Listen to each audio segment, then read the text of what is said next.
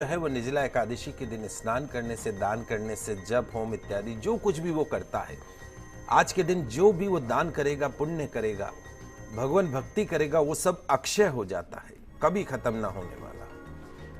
यह मेरा नहीं, ये भगवान श्री कृष्ण का कथन है।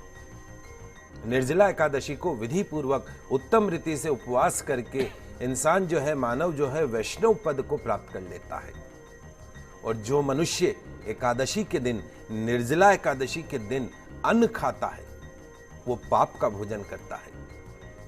इस लोक में कलयुग के अंदर वो चंडाल के समान माना जाता है और मरने पर दुर्गति को प्राप्त होता है। ये भी भगवान श्री कृष्ण का कथन है, मेरा कथन नहीं है। तो आज के दिन अन्न खाने से बचिए।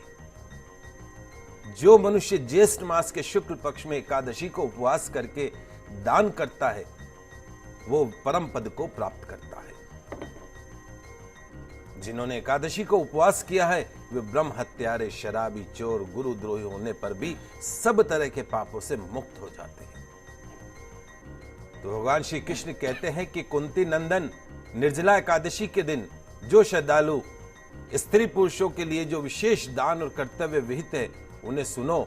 उस दिन जल में शयन करने वाले भगवान विष्णु का पूजन, जलमयी धेनु का दान करना चाहिए, अथवा प्रत्यक्ष धेनु या धृतमयी धेनु का दान उचित है।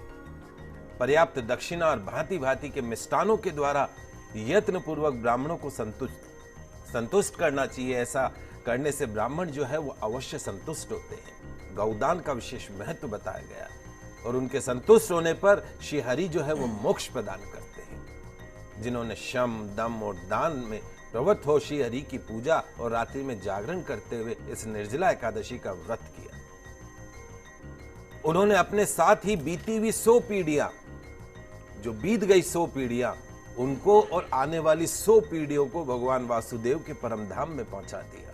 तो आज के व्रत का इतना महत्व है। आपकी 100 पीढ़ियां भी तर जाएंगी, पिछली और आने वाली 100 पीढ़ियां भी तर जाएंगी, यदि आज के दिन आप निर्जला एकादशी का व्रत करते हैं, दान करते हैं, पुण्य करते हैं।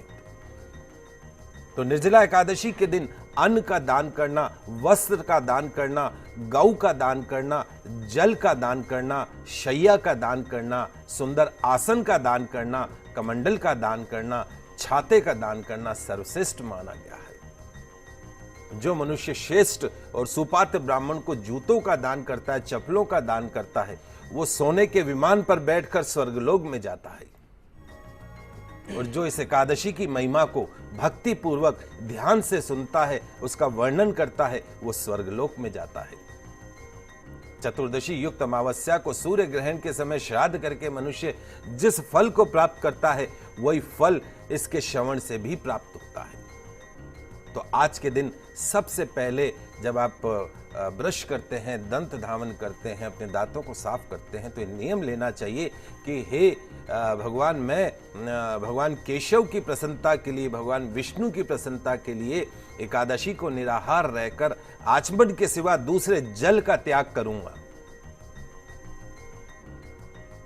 द्वादशी को देवेश्वर भगवान विष्णु का पूजन करना चाहिए। गंध, धूप, पुष्प और सुंदर वस्त्र से विधि पूर्वक पूजन करके जल के घड़े के दान का संकल्प करते हुए एक मंत्र जो मैं बता रहा हूं, उसका उच्चारण करना चाहिए। कहते हैं कि संसार सागर से तारने वाले हे देवों के देव ऋषिकेश, इस जल के घड़े का दान करने से आप मुझे परम गति की प्राप्ति कराइए। एक मिट्टी का घड़ा पानी भर के दान करना है और उसमें कितनी बड़ी आपको मुक्ति मिल रही, मोक्ष प्राप्त हो रहा है, तो मुझे दान करवाइए। भीमसेन जो कहते हैं ज्येष्ठ मास में शुक्ल पक्ष की जो शुभ एकादशी होती है, उसका निर्जल व्रत करना चाहिए, भगवान श्री कृष्ण कहते हैं भीमसेन को। तो ज्येष्ठ मास के शुक्ल पक्ष की जो शुभ एकादशी है, उसको निर्जल व्रत करना चाहिए। उस दिन श्रेष्ठ ब्राह्मण को शक्कर के साथ में जल के घड़े का दान करना चाहिए। ऐसा करने से मनुष्य भगवान विष्णु के समीप पहुंचकर आनंद का अनुभव करता है। उसके पश्चात द्वादशी तिथि के दिन ब्राह्मण भोजन कराने के पश्चात स्वयं भोजन करें। जो इस प्रकार पूर्ण रूप से पाप नाशनी एकादशी का व्रत करता है, वो सब तरीके से पापों से मुक्त होकर आनंदमय पद को प्राप्त करता है। यह सुनकर भी भीमसेन ने भी इस शुभ एकादशी का व्रत आरंभ किया था। भीमसेन जो एक दिन भी भूखे नहीं रह सकते थे, उन्होंने इस व्रत को किया। अतः आप ज्येष्ठ मास के शुक्ल पक्ष की निर्जला नाम की एक ही एकादशी का व्रत करो और तुम्हें संसार में समस्त सुख प्राप्त होंगे और वर्ष की समस्त एकादशियों का फल प्राप्त होगा। निसंदेह तुम इस लोक में सुख, यश और प्राप्तत्व को प्राप्त करके मोक्ष लाभ को प्राप्त करोगे। तो इस प्रकार से निर्जला एकादशी का व्रत बताया गया। दोस्तों, रमजान का महीना चल रहा है। हमारे जो मुस्लिम भाई हैं, आप देखिए, वो भी एक तरीके से निर्जल व्रत करते हैं। सुबह से शाम तक वो पानी की एक बूंद नहीं पीते हैं। तो संयम है।